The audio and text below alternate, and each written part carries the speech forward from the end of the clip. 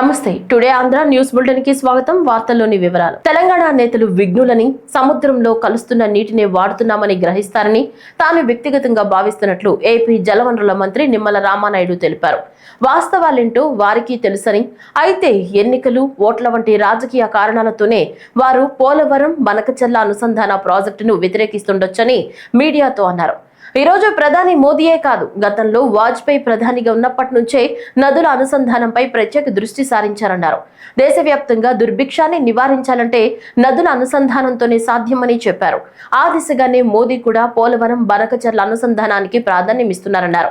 సుప్రసిద్ధ engineer KL రావు కూడా నదుల అనుసంధానంలోనే దుర్భిక్షం నివారించవచ్చన్నారు. అంటే రాజకీయపరమైనటువంటి కారణాలతోటే వాళ్ళ రాష్ట్రంలో ఉన్నటువంటి పరిస్థితుల దృష్ట్యా వాళ్ళు మాట్లాడుతూ ఉండొచ్చు. కానీ వాస్తవంగా మీ అందరికీ తెలుసు, ఈరోజని కాదు, నరేంద్ర మోడీ గారే కాదు, గతంలో వాజ్పేయి గారి దగ్గర నుంచి ఇంకా చెప్పాలంటే మన తెలుగువాడు మన కేఎల్ రావు గారు కూడా ఒకటే చెప్పారు ఆ రోజు. భారతదేశంలో ఇన్ని వనరులు ఉండి, ఇంత నీరు సమృద్ధిగా ఉండి, ఇంకా ఈ దేశంలో ఇంత కరువు కాటకాలు వస్తూ ఉన్నాయని అంటే దానికి పరిష్కారం ఒక్క నదుల అనుసంధానమే అనేటి విషయాన్ని ఆ రోజు కేఎల్ రావు గారు చెప్పిన విషయాన్ని గుర్తు చేసుకోవాలి. దాన్ని వాజ్పేయి గారు, నరేంద్ర మోడీ గారు దాన్ని అమలు చేయాలనేటువంటి ప్రయత్నం కూడా చేశారు. ఆ నదుల అనుసంధానంలో భాగంగానే ఈరోజు కూడా నరేంద్ర మోడీ గారు కూడా మరి ఏదైతే ఈ యొక్క పోలవరం, అదేవిధంగా బనకచెర్ల, ఎందుకంటే మీ అందరికీ తెలుసు ఈవేళ గోదావరికి సంబంధించి ప్రతి సంవత్సరం కూడా 3000 టీఎంసీల నీరు సముద్రంలోకి పోతూ ఉంది. ఇది 100 years 100 సంవత్సరాల చరిత్ర మనం చెప్తున్నటువంటి పరిస్థితి. మేము కూడా గోదావరి జిల్లాలో ఉన్నటువంటి వ్యక్తులం. ఈ రోజుకి ఇంకా వర్షాకాలం ప్రారంభం అవ్వాల, ఇప్పుడు ఇంకా దగ్గర 20,000 క్యూసెక్కుల నీరు ఇప్పుడు సముద్రంలో పోతుంది గోదావరి నుంచి. ఈరోజు స్టిల్ టుడే దగ్గర 20,000 క్యూసెక్కుల వరకు, ఈరోజు 11,000. ఈ రోజుకి దగ్గర చూస్తే అంటే ఒకవేళ అప్ అండ్ డౌన్స్ ఉండొచ్చు. ఈ రోజుకి దగ్గర 11,000 15,000 క్యూసెక్కుల నీరు పోతూ ఉంది, ఇంకా వర్షాలు ప్రారంభం కాకుండానే. అంటే దగ్గర 3,000 టీఎంసీలు పోతూ ఉంది. ఇప్పుడు ఆంధ్రప్రదేశ్ రాష్ట్రం మనం చిట్ట చివరిన ఉన్నాం. మనం ఆ సముద్రంలో కలిసేటువంటి నీటినే మనం ఏదైతే ఈ పోలవరం బనకచెర్లకు ఉపయోగించుకోవాలి. అందులో కూడా 3,000 టీఎంసీల నీరులో మనం ఉపయోగించుకునేది కేవలం 200 టీఎంసీలే.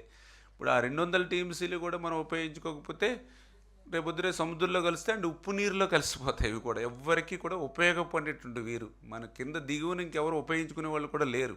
డైరెక్ట్గా సముద్రంలో పోతుంది, ఉప్పు నీరులో కలిసిపోతుంది. ఇప్పుడు 3,000 టీఎంసీలు నీరు పోతుంది, అందులో 200 టీఎంసీలు మనం ఉపయోగించుకుంటున్నాం. సాగునీరుకి కానీ త్రాగునీరుకి కానీ ఉపయోగించుకోవాలని అనుకుంటున్నాం. అంచేత ఇంకా 2,800 టీఎంసీల నీరు సముద్రంలోకి పోతుంది. అంచేత సముద్రంలోకి పోయేటువంటి నీరు, ఉప్పు నీటిలో కలిసిపోయేటువంటి నీరుని సాగునీరుకి త్రాగునీరుకి ఉపయోగించుకుంటూ ఉన్నాం. అంచేత దయవుంచి అంటే ఈ అందరూ కూడా అర్థం చేసుకొని సహకరించాలని చెప్పేసి కూడా మేము కూడా విజ్ఞప్తి చేస్తూ ఉన్నాం, కోరుతూ ఉన్నటువంటి పరిస్థితి. అంటే వాళ్ళకి కూడా నాకు తెలుసుండి పర్సనల్గా అబ్జెక్షన్ ఏమీ ఉండదు, ఎందుకంటే వాళ్ళకు కూడా వాస్తవాలన్నీ తెలుసు.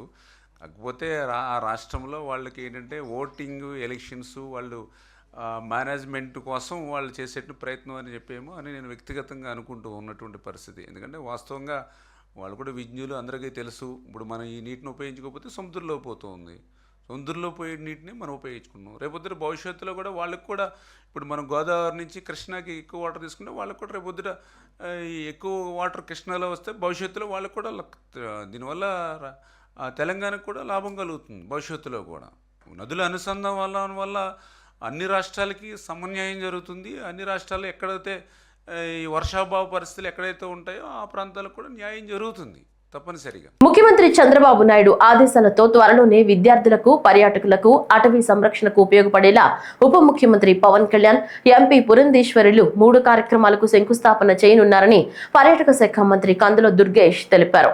రాజమహేంద్రవరం కలెక్టరేట్ కార్యాలయంలో వివిధ శాఖలతో జరిగిన సమీక్షా సమావేశంలో మంత్రి కందుల దుర్గేష్ పాల్గొని అఖండ గోదావరి ప్రాజెక్టు శంకుస్థాపనకు సంబంధించి క్షేత్రస్థాయిలో ఏర్పాట్లు, బహిరంగ సభా వేదిక తదితర అంశాలపై పలు సూచనలు చేశారు. చేశారు. ముందుగా అనుకున్న ప్రకారం జూన్ 19వ తేదీన రాష్ట్ర మంత్రివర్గ సమావేశం ఉన్నందున అఖండ గోదావరి ప్రాజెక్టు శంకుస్థాపన కార్యక్రమం తేదీని మరలా ప్రకటిస్తామని తెలిపారు. ఈ సందర్భంగా మాట్లాడుతూ ఉప ముఖ్యమంత్రి పవన్ కళ్యాణ్, ఎంపీ పురంధేశ్వరులు ప్రధానంగా 3 కార్యక్రమాలను ప్రారంభించనున్నారని తెలిపారు. అందులో భాగంగా రాజమహేంద్రవరం రూరల్ నియోజకవర్గం బొమ్మూరులోని సైన్స్ మ్యూజియం ప్రారంభిస్తారని తెలిపారు. రాజానగరం నియోజకవర్గంలో అటవీ అకాడమీకి శంకుస్థాపన చేస్తారని తెలిపారు. ఈ నేపథ్యంలో ఆయా కార్యక్రమాలకు సంబంధించిన ఏర్పాట్లు ఏ విధంగా ఉండాలన్న అంశంపై తాము చర్చించామన్నారు. అంతేకాక ప్రజల్లోకి ఈ అంశాలను తీసుకువెళ్లే అంశాన్ని మాట్లాడామన్నారు. ఈరోజు వివిధ శాఖలతో జరిగినటువంటి సమీక్షలో సీనియర్ శాసనసభ్యులు మాజీ మంత్రివర్యులు శ్రీ బుచ్చి చౌదరి గారు, రాజనగరం శాసనసభ్యులు మత్తుల బలరామకృష్ణ గారు, కలెక్టర్ గారు, ఎస్పీ గారు, ఇంకా ఇతర అధికారులు పాల్గొనడం జరిగింది. ఆంధ్రప్రదేశ్ రాష్ట్ర ఉప ముఖ్యమంత్రి శ్రీ పవన్ కళ్యాణ్ గారు త్వరలో రాజమండ్రికి పర్యటనకు ఇచ్చేస్తున్నటువంటి సందర్భంగా 3 ప్రధానమైనటువంటి కార్యక్రమాలకి శ్రీకారం చుట్టడం జరుగుతుంది. శ్రీ పవన్ కళ్యాణ్ గారు, శ్రీమతి పురంధేశ్వరి గారు, మన పార్లమెంట్ సభ్యులు, వారిద్దరూ కలిసి రాజమండ్రిలో గోదావరి తీర ప్రాంతంలో అఖండ గోదావరి ప్రాజెక్టుకి శంకుస్థాపన చేయటం, అదేవిధంగా బుచ్చే చౌదరి గారు ప్రాతినిధ్యం వహిస్తున్నటువంటి రూరల్ నియోజకవర్గంలో బొమ్మూరు ప్రాంతంలో సైన్స్ మ్యూజియం ప్రారంభించటం, అదేవిధంగా బత్తుల బలరామకృష్ణ గారు ప్రాతినిధ్యం వహిస్తున్నటువంటి రాజనగరం నియోజకవర్గంలో అటవీ అకాడమీని శంకుస్థాపన చేయటం, ఈ కార్యక్రమాలని చేయటానికి ఉప ముఖ్యమంత్రి గారు, పార్లమెంటు సభ్యులు ఇద్దరు వస్తున్నారు. వాటికి సంబంధించి ఏ రకమైనటువంటి కార్యక్రమాలను చేపట్టాలి, ఏ విధంగా ఇది ప్రజలందరికీ తెలిసే విధంగా, ప్రజలందరికీ ఉపయోగపడే విధంగా కూడా ఈ కార్యక్రమాలను రూపుదిద్దాలనేటువంటి అంశాల మీద వివిధ శాఖల అధికారులతోటి, ముఖ్యంగా సైన్స్ అండ్ టెక్నాలజీకి సంబంధించినటువంటి డైరెక్టర్ శరత్ గారు వచ్చారు. వారు కానీ, అదేవిధంగా టూరిజం డిపార్ట్మెంట్ వారు, ఫారెస్ట్ డిపార్ట్మెంట్ వారు అందరితో కూడా మాట్లాడడం జరిగింది. 19వ తారీఖున అనుకున్నటువంటి ఈ కార్యక్రమం బహుశా 1-2 రోజులు అటు ఇటుగా జరగచ్చు. 19వ తారీఖున మనకి క్యాబినెట్ మీటింగ్ ఉంది కనుక దాన్ని ఏ రకంగా ప్రత్యామ్నాయమైనటువంటి డేట్ ఏ రకంగా నిర్వహించుకోవాలనేటువంటిది కూడా ప్లాన్ చేస్తున్నాం. ఏదైనప్పటికీ కూడా విద్యార్థులకి, పర్యాటకులకి, అదేవిధంగా అటవీ సంరక్షణకి ఉపయోగపడేటువంటి బృహత్తరమైనటువంటి కార్యక్రమాలు కనుక వీటిని విజయవంతం చేసుకోవడానికి అధికారులు, రాజకీయ ప్రతినిధులు కలిసి ఏ రకమైనటువంటి ఒక యాక్షన్ ప్లాన్తో ముందుకు వెళ్ళాలనేటువంటి దాని మీదే పూర్తి స్థాయిలో చర్చ జరిగింది. దీని ద్వారా రాబోయే రోజుల్లో వాటన్నిటినీ కూడా ముందుకు తీసుకువెళ్ళటానికి, ప్రజలకు ఉపయోగపడే విధంగా చేయడానికి ముఖ్యమంత్రి చంద్రబాబు నాయుడు గారి యొక్క ఆదేశాల మేరకు ఈ కార్యక్రమాలను నిర్వహించుకుంటున్నాం అనేటువంటి మాటని తెలియజేస్తాం. జవసత్వాలు కూడగట్టుకుంటున్న బర్డ్ రెక్కలు విప్పుతోంది. రావణాసురుల చేతిలో జటాయువుగా కుదేలైన బర్డ్ రాముడి స్పర్శతో స్వాంతన పొందినట్లు ఎగిరేందుకు సిద్ధమవుతోంది. నిశ్చల స్థితికి చేరిన ఈ ఆసుపత్రి మరో తన ఖ్యాతిని విరాజిల్లనుంది. సుదీర్ఘ కాలం తర్వాత బర్డ్ లో వేకువ వెలుగులు ప్రసరించాయి. తాజా సంచాలకులుగా డాక్టర్ గుడారు జగదీష్ బాధ్యతలు చేపట్టిన విషయం విదితమే. 6 ఏళ్ల విరామం తర్వాత శ్రీనివాసుడికి ప్రీతిపాత్రమైన శనివారం తొలి ప్రయోగం చేపట్టారు. ఉషోదయానికి ముందే 4:30 గంటలకు బర్డ్ ఆసుపత్రి చేరుకున్న డైరెక్టర్ జగదీష్ రోగులను పరామర్శించారు.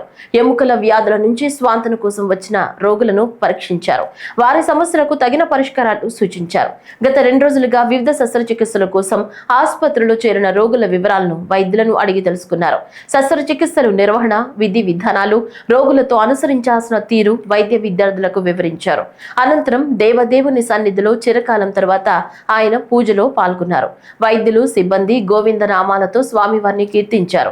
విశ్వవిఖ్యాత నట సార్వభౌమ స్వర్గీయ నందమూరి తారక రామారావు మానసిక పుత్రికగా పురుడు పోసుకున్న బర్డ్ తన సేవలను ఆర్తులకు అందించేందుకు సిద్ధమవుతుంది. వెంకట ఈశ్వరుడి ఆశీస్సులతో దివ్యాంగులకు, వ్యాధిగ్రస్తులకు స్వాంతన చేకూరుతుందని విశ్వసిద్దాం.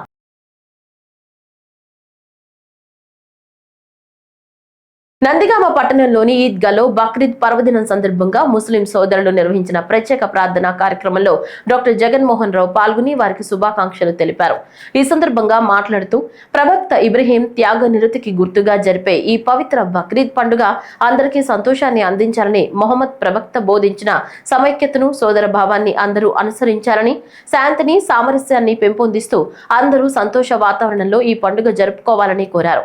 ప్రపంచ శాంతి కోసం, ముఖ్యంగా ఆంధ్రప్రదేశ్ ప్రజలందరూ సుభిక్షంగా ఉండడానికి ముస్లిం సోదరులందరూ ప్రార్థనలు చేయాలని పేర్కొన్నారు. నందిగామ మాజీ శాసన సభ్యులు డాక్టర్ మొండితోగ జగన్మోహన్ రావు ముస్లిం సోదరులను ఆత్మీయతతో ఆలింగనం చేసుకుని ఈద్ ముబారక్ తెలిపారు. జగ్గయ్యపేట పట్టణంలో బలుసుపాడు రోడ్డులో గల ఈద్గా నందు బక్రీద్ పండుగ సందర్భంగా ప్రత్యేక ప్రార్థనల్లో పాల్గొని ముస్లింలను కలిసి ఆలింగనం చేసుకుని శాసనసభ్యులు శ్రీరామ్ రాజగోపాల్ బక్రీద్ శుభాకాంక్షలు తెలిపారు.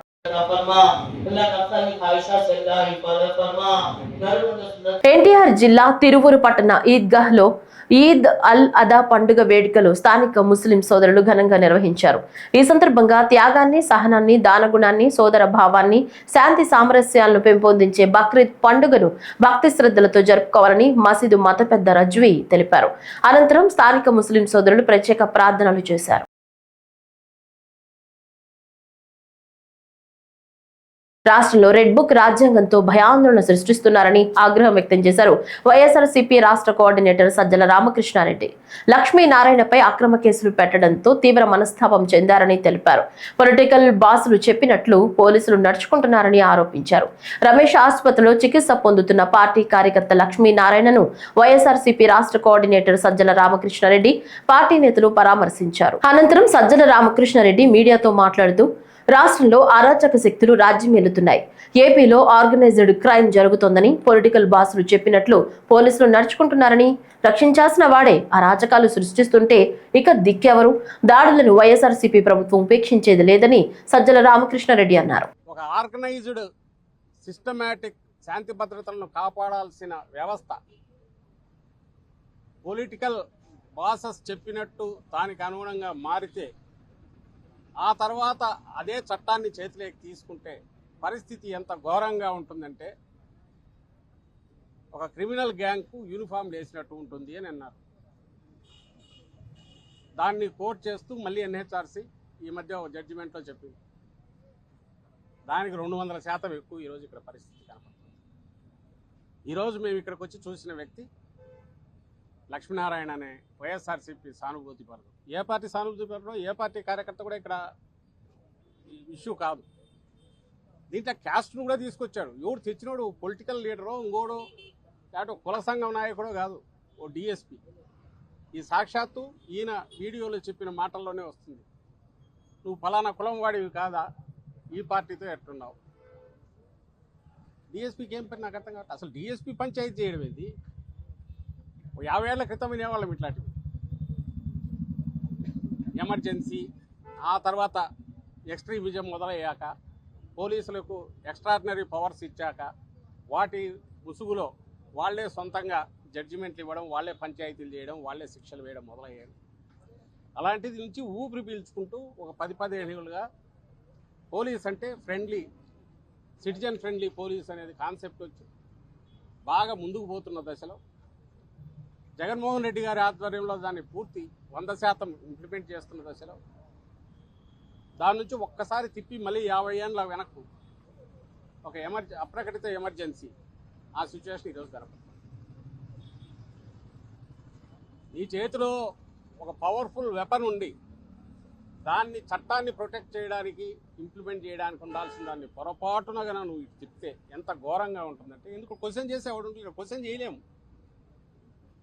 ఎవడైతే అరాచకం జరిగిన చోట ప్రొటెక్ట్ చేయాల్సిన వాడే తనే అరాచక శక్తి అయితే ఎవరి దగ్గరికి పోతారు? ఇది బలమైన పొలిటికల్ పార్టీ కార్యకర్తలు, నాయకులకి ఈ పరిస్థితి ఉంటే సామాన్యుడి పరిస్థితి ఏంటి? దీన్ని చూసి ఎవడైనా పోలీస్ స్టేషన్కి రావాలంటే భయపడాలా? వాళ్ళ కోరిక. కాకి యూనిఫామ్ చూస్తే భయపడాలా? అట్లా కాకుండా నిజాయితీ ఉండే నాయకులందరూ వీఆర్లో ఉన్నారు. ఆఫీసర్లందరినీ వీఆర్లో పెట్టేశారు. నిజాయితీగా ఉండే ఆఫీసర్లు వాళ్ళకు పడని వాళ్ళని పెట్టి ఇది ఒక గుంపును తయారు చేశారు. I'm not talking about entire police department. కానీ పోరుపోను అది కూడా తయారవుతుంది. ఏదో నిర్వీర్యమన్నా అయిపోతుంది పనికిరాని దీని కింద, లేదంటే వాళ్ళు చెప్పినట్టు చేసి కీలుబొమ్మలుగా తయారయ్యాక అవే అదుపు తప్పి విద్రోహ శక్తులుగానో లేక వాళ్ళని ప్రొటెక్ట్ చేసే వాళ్ళగానో సామాన్య ప్రజల పాలిట రాక్షసులుగానో భక్షకులుగానో వీళ్ళే తయారవుతారు. దానికి తీసుకెళ్తున్నారు చంద్రబాబు నాయుడు. మొన్న కూడా ఇదే హెచ్చరిక చేశారు. జగన్మోహన్ రెడ్డి గారు మొన్న జనాలు ఇచ్చినప్పుడు అదే హెచ్చరిక చేశారు. డాక్టర్ బిఆర్ అంబేద్కర్ కోనసీమ జిల్లా మామిడి కుదురు మండలం అప్పనపల్లి గ్రామంలో కొలువై ఉన్న శ్రీ బాలాజీ స్వామివారి దివ్య కళ్యాణోత్సవం కన్నుల పండుగగా జరిగింది. స్వామివారి దివ్య కళ్యాణోత్సవాన్ని తిలకించడానికి భక్తులు రాష్ట్ర నలుమూలల నుంచి అధిక సంఖ్యలో తరలి వచ్చారు. ఆలయాన్ని విద్యుత్ దీపాలంకరణతో సుందరంగా ముస్తాబు చేశారు. ఈ ఉత్సవానికి గాను నవీన ఆలయానికి కళ్యాణ వేదికను నయనానందకరంగా తీర్చిదిద్దారు. వేసవిని దృష్టిలో పెట్టుకుని భక్తులకు ఎటువంటి ఇబ్బందులు కలగకుండా ఆలయ అధికారులు మంచినీరు, ఉచిత అన్నదాన వసతి కల్పించారు. ప్రభుత్వం తరపున నియోజకవర్గ శాసనసభ్యులు గిడ్డి సత్యనారాయణ, దేవాదాయ శాఖ తరపున ఆలయ ఏసీ ముదునీరు సత్యనారాయణ పట్టు వస్త్రాలు సమర్పించారు. అంతర్వేది దేవస్థానం తరపున ఆలయ అర్చకులు పట్టు వస్త్రాలు సమర్పించారు. వాడపల్లి దేవస్థానం తరపున స్వామివారికి ఆలయ అర్చకులు పట్టు వస్త్రాలు సమర్పించారు.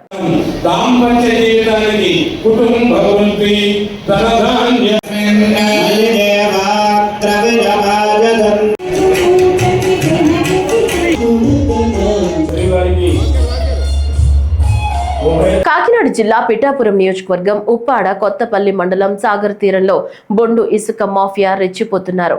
రైతు తన సొంత ప్రయోజనాల కోసం తవ్వుకుంటుంటే పోలీసులు వారిని హింసించి జైల్లో పెడుతున్నారని అన్నారు. గత ప్రభుత్వ నాయకులు మరలా కంటిన్యూ అవుతుండటంతో కూటమి ప్రభుత్వానికి చెడ్డ పేరు వస్తుందన్నారు. కూటమి ప్రభుత్వం నిబద్ధతతో పనిచేస్తున్నప్పటికీ మారిన నాయకులు రోజుకి సుమారు 250 లారీలతో మళ్లీ వారి తోట, రమణక్కపేట మొదలగు గ్రామాల్లో ఇసుక మాఫీని నడిపిస్తున్నారని అన్నారు. ఈ రోజు ఎలాగుందంటే పోలీస్ కానీ రెవెన్యూ యంత్రాంగం కానీ రైతు తట్టడి మట్టి తవ్వుకుంటే 4 రోజులు పోలీస్ స్టేషన్లో ఉంటున్నాడు. అంత గట్టిగా పోలీసు వ్యవస్థ పనిచేస్తా ఉంది. ఇక్కడ ఇసుక మాఫియా గత 5 సంవత్సరాల నుంచి జరుగుతూ ఉంది, అందరికీ తెలుసది. మరలా ఇప్పుడు అదే మాఫియా పార్టీల్లో మార్పులు పార్టీల్లోకి వచ్చి కంటిన్యూ అయిపోతున్నారు. దీనివల్ల ఏమవుతుందంటే కూటమి ప్రభుత్వానికి చెడ్డ పేరు వస్తుంది.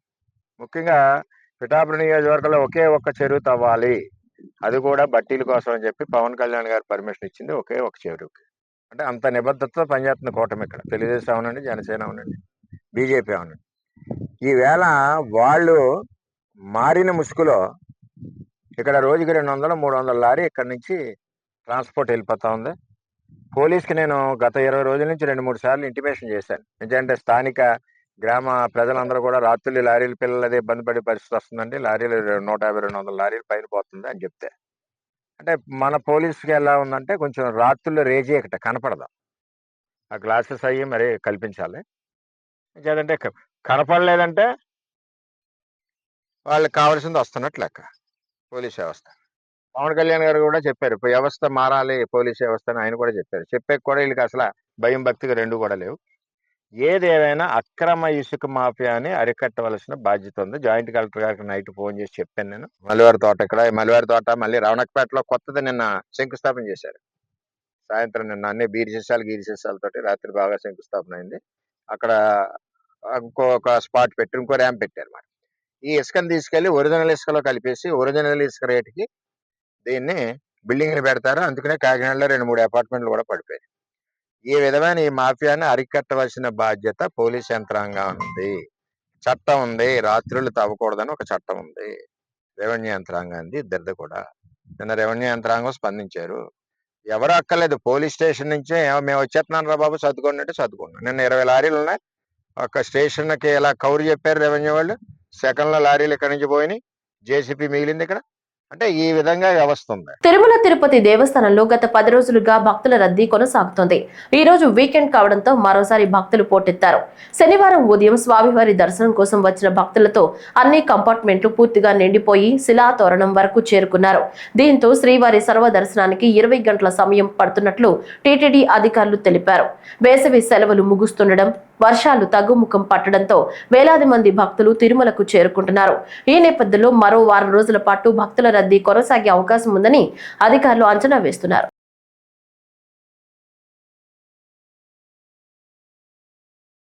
వివిధ వృత్తుల్లో పనిచేస్తున్న ప్రతి ఒక్కరూ నిత్య జీవితంలో యోగాను భాగం చేసుకోవడం ద్వారా మానసిక ప్రశాంతతతో సమర్థవంతంగా విధులు నిర్వర్తించవచ్చని జిల్లా కలెక్టర్ షణ్మోహన్ పేర్కొన్నారు.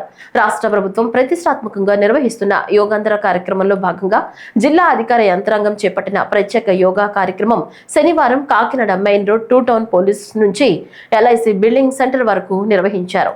ఈ సందర్భంగా మాట్లాడుతూ అంతర్జాతీయ యోగా దినోత్సవాన్ని పురస్కరించుకుని రాష్ట్ర ప్రభుత్వం ప్రతిష్టాత్మకంగా నిర్వహిస్తున్న యోగాంధ్ర కార్యక్రమాలను జిల్లాలో గత నెల మే 21 నుంచి ఈ నెల 21 వరకు నిర్వహించేందుకు ప్రణాళిక ప్రకారం పనిచేస్తున్నామన్నారు. జూన్ 21న విశాఖపట్నంలో నిర్వహించే అంతర్జాతీయ యోగా దినోత్సవానికి సంబంధించి ఇప్పటి వరకు 8.5 లక్షల మంది రిజిస్ట్రేషన్ చేయించుకున్నారని ఆయన తెలిపారు. కాకినాడ నగరం నడిబొడ్డున మన మెయిన్ రోడ్లో దాదాపు 6,000 నుంచి 7,000 మంది వరకు మెజారిటీ టీచర్స్, తర్వాత రకరకాల వృత్తుల్లో ఉన్నవారు కూడా, అంటే ఇంక్లూడింగ్ ఇక్కడ ఉన్న షాప్స్, తర్వాత వాళ్ళ కుటుంబాలు, చిన్న చిన్న పనులు చేసుకున్న చుట్టుపక్కల వాళ్ళందరూ ఇవాళ భాగస్వామ్యంతో మనం కాకినాడ అతిపెద్ద యోగా డే సందర్భంగా మనం వచ్చే రన్అప్లో మనకు స్టేట్ థీమ్ ఇవాళ టీచర్స్తో చేయడం జరిగింది. అండ్ దీనికి దాదాపు ప్రతి మండలం నుంచి కొంత టీచర్స్ అటెండ్ అవ్వటం, అండ్ చుట్టుపక్కల మండలాల నుంచి చాలా రకరకాల వృత్తుల వైపు నుంచి వాళ్ళు పార్టిసిపేట్ చేయడం జరిగింది. ఇందుకు కంప్లీట్గా హెల్ప్ చేసిన అండ్ కోఆర్డినేట్ చేసిన హానరబుల్ ఎమ్మెల్యే కాకినాడ శ్రీ కొండబాబు గారికి, హానరబుల్ ఎమ్మెల్సీ రాజశేఖర్ గారికి, పద్మశ్రీ గారికి, and entire collectorate team including JC గారు, మున్సిపల్ కమిషనర్ గారు, and my special thanks to police, media and everyone. ఇవాళ స్టేట్ వైడ్ జరుగుతున్న ఈ 1 మంత్ ప్రోగ్రాంలో భాగంగా మన కాకినాడకి ఇచ్చిన థీమ్ని ఇంత ఘనంగా జరుపుకోవడం very happy news. And 21 June honourable prime minister గారి ప్రోగ్రాం వైజాగ్లో జరుగుతున్న దానికి యాజ్ రన్అప్లో భాగంగా మన జిల్లా నుంచి దాదాపు 8.5 లక్ష మందిని మనం దీంట్లో రిజిస్టర్ చేయటం, వాళ్ళకి రకరకాల స్థాయిలో ట్రైన్ చేయటం, కొందరిని మండల స్థాయిలో, కొందరు జిల్లా స్థాయిలో, కొందరిని విలేజ్ వారీగా ట్రైన్ చేయడం జరుగుతుంది. ఆ రోజు జూన్ 21 నాడు అన్ని లెవెల్స్లో వీళ్ళ చేత మనం ఆ రోజు యోగా చేయించడానికి మన ప్రణాళికబద్ధంగా ముందుకెళ్తున్నాం. అండ్ దీనికి సహకరించిన ఆయుష్ టీమ్, ఆయుష్ సంబంధించిన యోగా ట్రైనర్స్ అందరికీ నా ప్రత్యేక కృతజ్ఞతలు. ఎస్పెషల్లీ DEO అంటే డిస్ట్రిక్ట్ ఎడ్యుకేషన్ డిపార్ట్మెంట్ నుంచి physical education teachers and directors, they have been very helpful. So ఇలాగే ఆ సపోర్ట్ కొనసాగుతుందని చెప్పి కోరుకుంటూ అందరూ కాకినాడ జిల్లా ప్రజలందరూ ఈ జూన్ 21 వచ్చే ప్రోగ్రామ్కి వాళ్ళు తగినంత సాయం చేయాలని కోరుకుంటూ I congratulate everyone and for participating in this and thank everyone from the district administration. Thank you. మాజీ మంత్రి regional coordinator Karumuri Venkata Nageswararao media సమావేశం నిర్వహించారు. ఇప్పుడు ఆ వివరాలు చూద్దాం. ఎక్కడికన్నా రైతుల్ని పరామర్శించడానికి వెళ్తున్నారనేటప్పటికి మాత్రం ప్రెస్ మీట్ పెట్టి మేము రైతులను ఆదుకుంటున్నాం, రైతులకు మేలు చేస్తున్నాం, రైతులకు మంచి చేస్తున్నాం అంటారు. ఏం చేస్తున్నారు మీరు?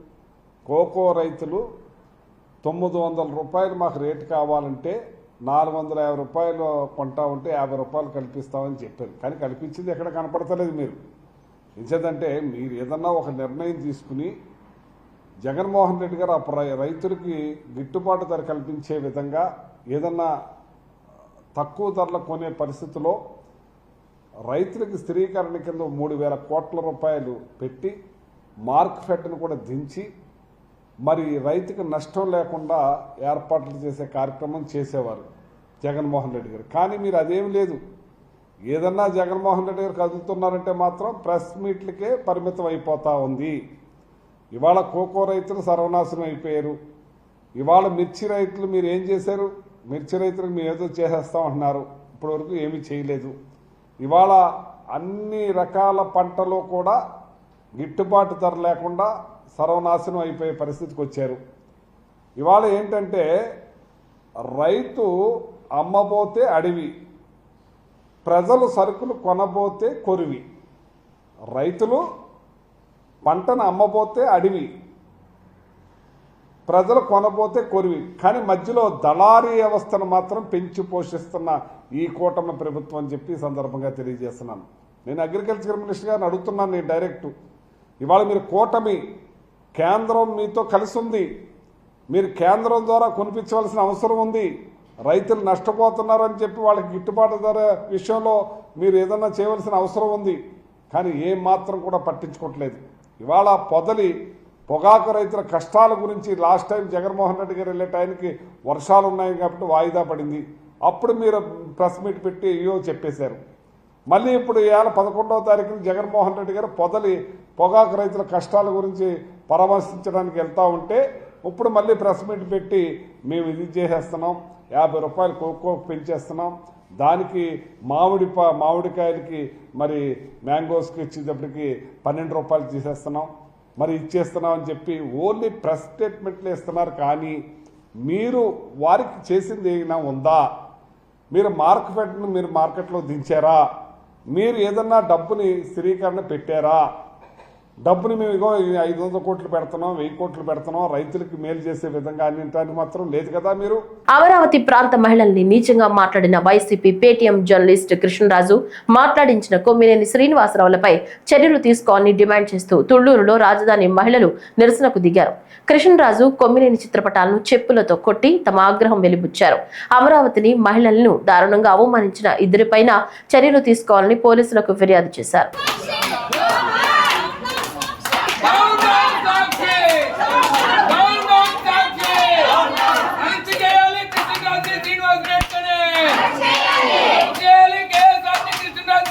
భారతీయ సనాతన సంస్కృతి సంప్రదాయాల్లో యోగా మనకు లభించే సహజ సంపద అని కేంద్ర పౌర విమానయాన శాఖ మంత్రి కింజరపు రామ్మోహన్ నాయుడు అన్నారు. ప్రపంచానికి యోగాను అందించే దేశం భారతదేశం అన్నారు. శ్రీకాకుళం జిల్లా గార మండలం శాలిహుండం గ్రామంలో ఉన్న బౌద్ధారామంలో యోగాంధ్ర కార్యక్రమం నిర్వహించారు.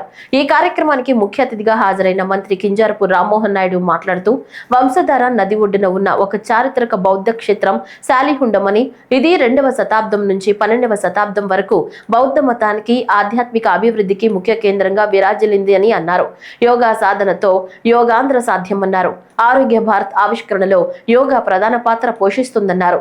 యోగాను ప్రతి ఒక్కరూ నిత్య జీవితంలో ఒక భాగం చేసుకోవాలని, తద్వారా ఆరోగ్య ఆంధ్రప్రదేశ్ స్థాపన సాధ్యపడుతుందని రామ్మోహన్ నాయుడు అన్నారు. 1వ తేదీన ప్రపంచ యోగా దినోత్సవం సందర్భంగా భారతదేశంలో ముఖ్యంగా ఆంధ్రప్రదేశ్ రాష్ట్రంలో యోగాంధ్ర కార్యక్రమాన్ని చాలా అద్భుతమైన రీతిలో ముందుకు నడిపిస్తున్నాం. అందులో శ్రీకాకుళం జిల్లాలో గతంలో కూడా కొన్ని మంచి కార్యక్రమాలు వేలాది మంది ప్రజలతో వాళ్ళతో యోగా కార్యక్రమాన్ని ముందుకు నడిపించడం జరిగింది. అలాగే ఈరోజు ప్రపంచ ప్రసిద్ధిగాంచినటువంటి బౌద్ధ క్షేత్రం శాలిహుండం క్షేత్రంలో మళ్ళీ యోగాని ఈరోజు 3000కు పైగా జనాభాతో ఇక్కడ స్థానిక కలెక్టర్ గారు, స్వప్నిల్ గారు, అలాగే శాసనసభ్యులు శంకర్ గారి ఆధ్వర్యంలో ఈరోజు చాలా అద్భుతంగా జరిగింది. ఇందులో పాల్గొనే అవకాశం రావడం నాకు కూడా ఈ వార్తలు ఇంతటితో సమాప్తం. నమస్కారం.